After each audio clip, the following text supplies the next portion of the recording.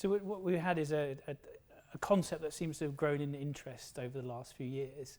Actually, if you trace it back, you can see UNCTAD was talking about this in the early 2000s, and even before that, you could trace it back to Kaldor and premature maturity and his discussion of that in the 1960s.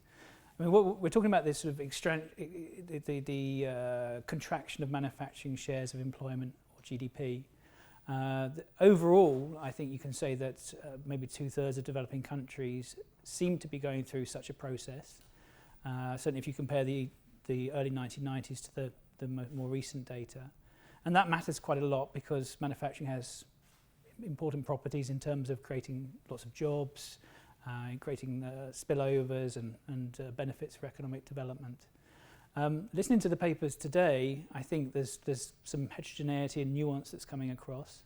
First of all, I think, although there may be de-industrialization, the extent or depth of it is different in different countries. It seems over time it's happening at an earlier stage and at lower levels of manufacturing shares, so that's the kind of premature bit. But when you drill down, it seems to be some of the discussion was it's more visible in low-tech sectors versus high-tech sectors.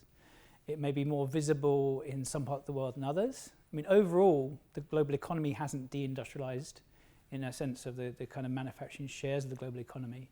So what you have is a reallocation of economic activity and developing countries trying to capture bits of that manufacturing activity.